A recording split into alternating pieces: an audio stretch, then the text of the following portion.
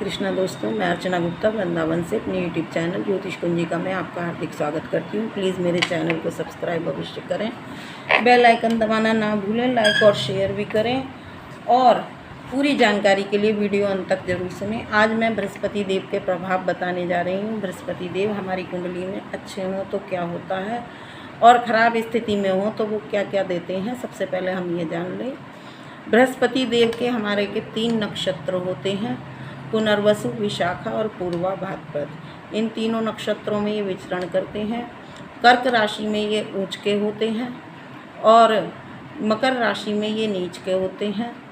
धनु राशि और मीन राशि इनकी अपनी स्वराशियाँ होती हैं और धनु में ये मूल त्रिकोण वाले फल प्रदान करने वाले माने जाते हैं। और वैसे ये हमारी 12 राशियों में ही कारक ग्रह माने गए हैं, क्योंकि बृहस्पति देव क्या हैं, ऑक्सीजन है, ऊर्जा है। ऑक्सीजन के बिना हमारी कोई भी कार्य नहीं होती। वो किस भाव में बैठकर कैसा फल प्रदान करेंगे यह अलग मैटर हो जाता है, लेकिन वह 12 राशियों में ही घूमते हैं। किस ग्रह के साथ युति करके कैसी ऑक्सीजन हमें प्रदान करेंगे वो भी बात हो जाती है। इनके जो मित्र ग्रह हैं वो सूर्य, चंद्रमा, मंगल हैं। शनि तटस्थ हैं, बुध इनके शत्रु हैं और चंद्रमा विशेष इनके मित्र कहलाए गए हैं, जिसे कहते हैं अति मित्र की अवस्था जो होती है वो चंद्रमा के साथ होती है, क्योंकि ये जल में अधिकांश ऑक्सीजन पाया जाता है, जिसमें मछलियाँ जिंदा रहती हैं, जलीय प्राणी, जीव जंतु। इसीलिए कर्क राशि यानी कि चंद्रमा की राशि में ये उचके हुए हैं। और मैं बता दूं आपको, मंगल के साथ और सूर्य के साथ इनकी ऊर्जाएं गर्म हो जाती हैं। मित्र राशि हैं लेकिन ज्ञान का प्रभाव पूरा रहता है। और मस्तिष्क की राशि भी होती है। जो नंबर मेष राशि होती है उसमें हमारे सूर्य देव उच्च के होते हैं। मंगल स्वराशि का होता है और बृहस्पति देव वहाँ बैठकर एक मंत्री का कार्य करते हैं। वैसे तो हमारे बृहस्पति देव के जो क्षेत्र हैं वो मंत्रणा के हैं, मंत्री रूप में कार्य करना, विकास करना। और क्या होता है कि अंदर से जो एक हमें ऊर्जा होती है प्रगति की, उन्नति की, और शैक्षिक क्षेत्र में, बौद्धिक क्षेत्र में, तो यह सब का जो विकास होता है वो बृहस्पति देव के बिना नहीं हो सकता। तो आइए हम जान लेते हैं और क्या क्या हमारे बृहस्पति देव कार्य करते हैं। बृहस्पति देव हमारे 5 तत्वों में से आकाश तत्व के स्वामी माने गए हैं। तो ये एक वायुमंडल में होते हैं, ऑक्सीजन हवा के साथ होती है, इनका अपना कोई आकार नहीं होता है। एक ये गैसीय पिंड होते हैं, यानी कि जिसे हम कहते हैं मनमोहक हवा या सुंदरता वाली हवा कह लो, या कह लो कि जो मन को ठंडक पहुंचाए, वो वाली हवा हमारे बृहस्पति देव की अच्छी स्थिति में होती है। और क्या होता है, इनका जो हमारे आध्यात्मिक क्षेत्र में देखा जाता है तो ये कर्म धर्म के दर्शन के होते हैं और अध्यात्म क्षेत्र की जो आंतरिक गतिविधियाँ होती हैं वो भी बृहस्पति देव ही तय करते हैं हमारी। और जो हमें बड़े बड़े लाभ होते हैं या हमें गड़ा खजाना मिलता है जिसे कहो, और जो हमारी पैतृक संपत्ति होती है और जो हमारे पूर्व जन्म के संस्कार होते हैं, जिससे हम ये तय करते हैं कि ये किस लोक से आया है या क्या दैवीय गुण हैं, क्या राक्षसीय मानवीय गुण हैं, ये सब क्या लेके पैदा हुआ है और इसके बच्चों का क्या होगा या बच्चों से इसका कैसा रहेगा, यह सब पूर्व जन्म की जो याददाश्त बनी रहती है वो भी हमारी बृहस्पति देव के कारण बनी रहती है। और ये 9वें घर के यानी कि धनु राशि के मालिक हैं, जो कि पूर्व जन्म का घर कहलाता है। हमारी कुंडली में जो 9वां भाव होता है, जिसे हम केंद्रीय भाव भी बोलते हैं और धर्म का क्षेत्र बोलते हैं और पिता का घर भी बोलते हैं, पैतृक संपत्ति भी बोलते हैं, वो सब इसी के अधिकार में आते हैं। और पूर्व जन्म में हम क्या थे इसका अनुमान भी हमें उससे लगाया जाता है। हमारी संतान कैसी होगी इसका अनुमान भी हम 9वें भाव से देखते हैं। और पूर्व जन्म की सारे ऋण जो होते हैं हम पे, वो भी हमें इससे ही पता लगाते हैं कि हमारे पे क्या क्या ऋण थे, वर्तमान में क्या हैं। यह सब इतना सारा क्षेत्र बृहस्पति देव के अंतर्गत आता है। तो अब मैं थोड़ा सा विस्तार करके बता दूं और क्या क्या बृहस्पति देव के अंतर्गत आता है।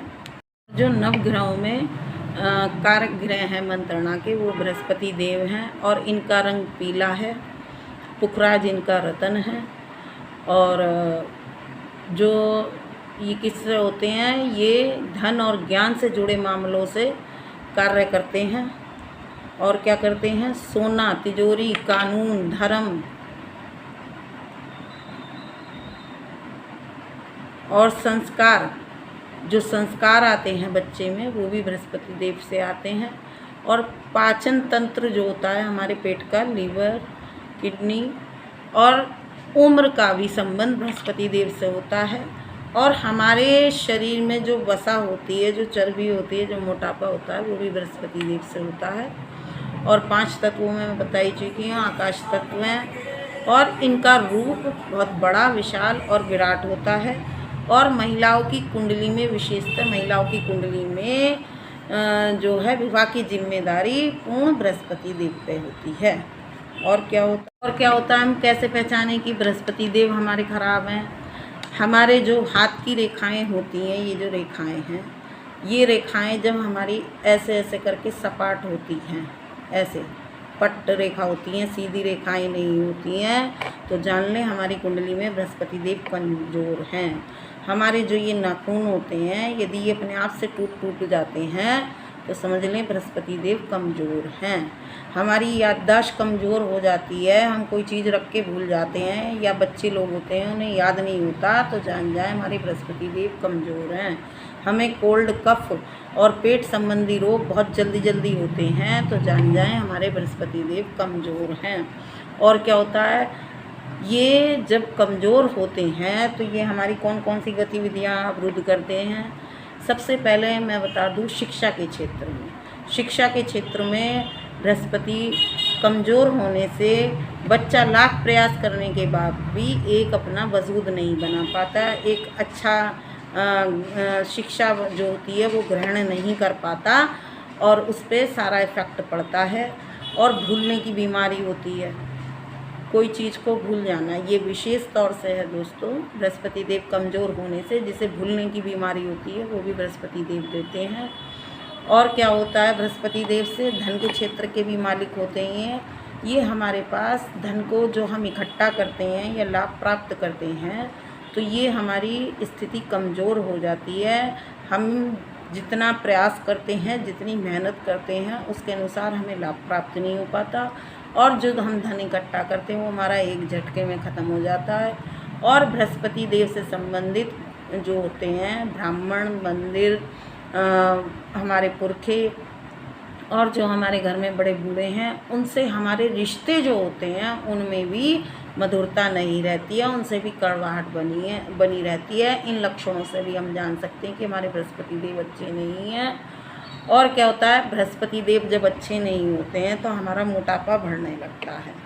और क्या होता है, हमारे वसा ज़्यादा बढ़ने लगती है, खून की कमी होने लगती है। और कई रूपों में होता है कि ये किस ग्रह से युति करे बैठे हैं, तो खाली एक ही वजह नहीं होती, कई वजह मिलकर होती हैं। किस ग्रह के साथ युति करे हुए हैं, किस ग्रह से दृष्टि संबंध बनाए हुए हैं, तो किस कमी के कारण हमारा बृहस्पति देव मोटापा बढ़ा रहे हैं।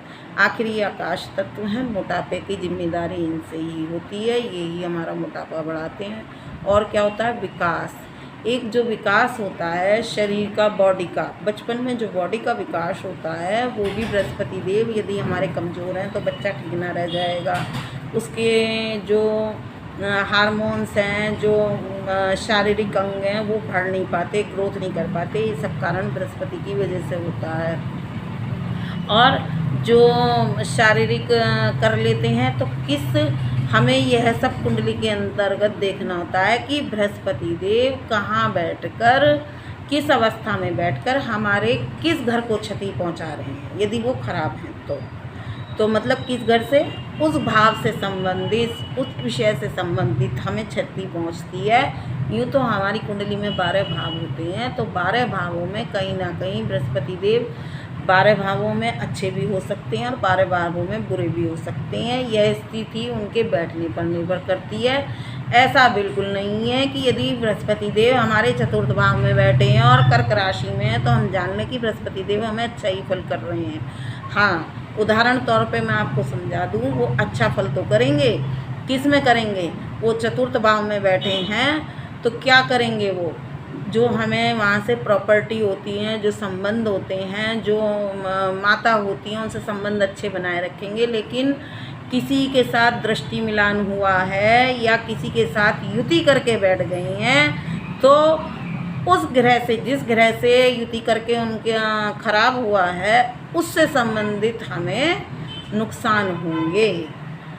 उस भाव से संबंधित तो हमें अच्छे फायदे मिलेंगे आधे उसमें, लेकिन जिस ग्रह के साथ दृष्टि मिलान हुआ है, जिसके साथ उनकी वो हुई है युति, तो वो 50%। अब 16 साल की इनकी महादशा होती है बृहस्पति देव की। तो 16 साल की महादशा में ये क्या करेंगे कि हमें जो है 8 साल तो अच्छा फल प्रदान करेंगे, जिस कर्क राशि में उच्च के बैठे हैं, और 8 साल वो फल कौन सा प्रदान करेंगे, जिस ग्रह से युति बनाए बैठे हैं या जिस ग्रह से दृष्टि मिलान करके वो बुरा फल दे रहे हैं, किस क्षेत्र में दे रहे हैं, शरीर में दे रहे हैं, मानसिक तनाव दे रहे हैं, पढ़ाई में दे रहे हैं, व्यापार में दे रहे हैं, लाभ में दे रहे हैं, पैतृक संपत्ति में दे रहे हैं, रिश्तों में दे रहे हैं, या हमारे धन जोड़ने संबंधी जो हमारा एक बैंकिंग होता है उस पर भी बृहस्पति देव का अधिकार होता है, या हमारे अंदर संस्कारों की कमी है वो भी बृहस्पति देव के कारण होता है, अनुशासन की कमी होना वो भी बृहस्पति देव के कारण होता है,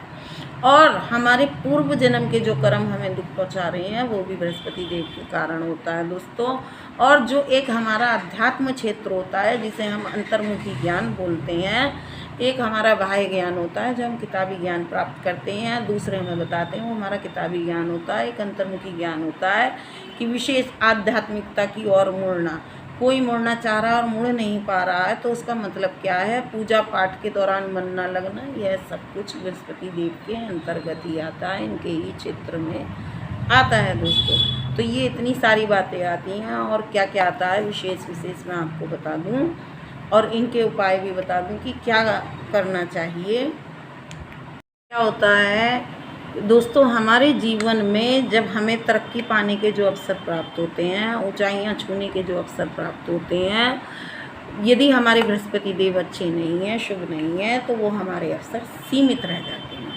यानी एक भाग्य का कमज़ोर होना, यदि बृहस्पति देव हमारे अच्छे नहीं हैं तो भाग्य हमारा साथ नहीं देता, क्योंकि नवा घर भाग्य भी कहलाया गया है।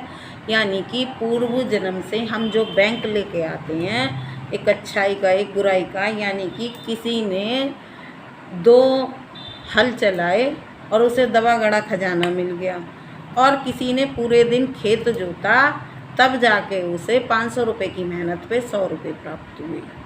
तो ये वाली क्या चीज़ है कि भाग्य ने साथ नहीं दिया, कर्म ने साथ दिया, लगन ने साथ दिया, लेकिन भाग्य ने नहीं दिया। और उसका क्या है, न कर्म करा है, न मन लगाया है, और उसे भाग्य ने तुरंत मटका भर के संपत्ति दे दी, यानी कि साथ देना। तो इससे हम भाग्य भी देखे जाते हैं, जिसे हम कहते हैं हमारे भाग्य का दोष है। तो जान जाओ, हमारा भाग्य साथ नहीं दे रहा। किसी चीज़ की सफलता के लिए मनुष्य के मन में अति तीव्र वाली इच्छा जिसे बोलते हैं वो होनी चाहिए, उसके साथ कर्म होता है और उसके साथ धर्म होता है, यानी कि जिसे हम भाग्य बोलते हैं, और उसके साथ फिर चौथा जो होता है वो होती है सपोर्ट। यानी कि जब ये 4 चीज़ें, ये 4 स्तंभ हमारे खड़े हो जाते हैं, तब जाके हमें किसी कार्य में सफलता मिलती है। यदि इन 4 स्तंभों में से हमारा एक भी स्तंभ का पाया निकला हुआ है तो वो 3 स्तंभों के सहारे चल रहा है, किसी के 2 ही पाए हैं, किसी का 1 ही पाया है, तो जान जाओ उसके जीवन की स्थिति क्या होगी। तो हमारे जीवन में बृहस्पति देव का बहुत बड़ा रोल है, यह जान लें। और क्या करते हैं, जो कि हमारे जीवन में चुनौती आती हैं, आशावाद, जो हमारे जीवन में बार बार प्रयासों से जब हमें सफलता नहीं मिलती है तो हमारे मन में निराशा छा जाती है, आशा की कमी हो जाती है, यानी कि पॉजिटिव थिंकिंग का ना होना, नेगेटिव थिंकिंग फिर हमारे अंदर बसने लगती हैं, मन हमारा आशाओं से ख़त्म हो जाता है, किसी की बात पे विश्वास नहीं होता, भरोसा नहीं होता, क्योंकि हम असफलताओं से इतना जूझ चुके होते हैं कि हमें फिर दोबारा से कोई आशा नज़र नहीं आती है दोस्तों। अब उपाय तौर पे मैं क्या बताऊँ इसको, क्योंकि यदि हमारे बृहस्पति देव अकेले हैं तो साधारण सा उपाय मैं आपको बता देती हूँ। यदि किसी के संयुति करके बैठे हैं, दृष्टि मिलान करके बैठे हैं, तो वो उसी ग्रह के किस ग्रह से वो अटैच हो रहे हैं उसी के हिसाब से उपाय बनता है। तो वो मैं जनरली आपको नहीं बता सकती। लेकिन यदि हमारे बृहस्पति देव अकेले बैठे हैं और सब अपनी कुंडलियों में जांच लें कि फिर भी उसके बावजूद भी हमें जो जो क्षेत्र मैंने बताए हैं उन क्षेत्रों में अच्छा फल प्राप्त नहीं हो रहा है, तो एक साधारण तौर पर बुज़ुर्गों के हाथ पैर छूनी चाहिए, उनसे आशीर्वाद लेना चाहिए, ब्राह्मणों से लेना चाहिए, पिता से लेना चाहिए, मंदिर जाना चाहिए। और क्या करना चाहिए, मंदिर में हमेशा कुछ ना कुछ ज़रूर लेके जाना चाहिए, चाहे वो थोड़ा ही हो। और बृहस्पति के ग्रह मीठे के कारक हैं, जब भी जाएं कुछ मीठा ज़रूर लेके जाएं, क्योंकि वो मीठे के द्योतक हैं, उनका नमक नहीं चलता है। बेसन से बनी लड्डू, बेसन से बनी कुछ चीज़, ना तो केला, ना तो कोई फल जो कि पीले रंग का हो, उस तरह से हमें अवश्य लेके जाना चाहिए। कुछ भी ना हो तो गुड़ चने की दाल या काला चना जो होता है गुड़, तो इस प्रकार से हमें हल्दी की गांठ और मस्तक पर हमें केसर का तिलक लगाना चाहिए, केसर वाला दूध पीना चाहिए याददाश्त बढ़ाने के लिए। और क्या करना चाहिए, क्योंकि केसर में हमारे सूर्य, बृहस्पति, मंगल तीनों के गुण विद्यमान होते हैं और दूध हमारा चंद्रमा हो जाता है, यानी कि हम चारों मित्रों को इकट्ठा कर देते हैं। नियम से अपने बच्चों को भी पिलाएं तो यह सब समस्याएं धीरे धीरे दूर होने लगेगी, क्योंकि हमारे जो भी बृहस्पति की ऑरा है हमारे अंदर, जो चक्र विद्यमान है वो एक्टिव होने लगेगा, अच्छाई की ओर यानी कि प्लस में जाने लगेगा। तो हमें भीतर से ही अंतर्मुखी जो ज्ञान बोलते हैं, भीतर से ज्ञान का प्रकट होना बोलते हैं। कहते हैं कि इतनी उम्र होगी तो एकदम समझदारी आ गई, वो वाली समझदारी आने लगेगी, संस्कार आने लगेंगे। इसीलिए बचपन से ही अपने बच्चों को संस्कार सिखाएं, खुद भी संस्कार में रहें और बृहस्पति देव को अपने जीवन में एक अच्छाई की ओर जोड़ के चलें, जिसका हर क्षेत्र में हमें लाभ मिलता है दोस्तों। और बाकी का अगली वीडियो में मैं बताऊंगी। राधे कृष्ण।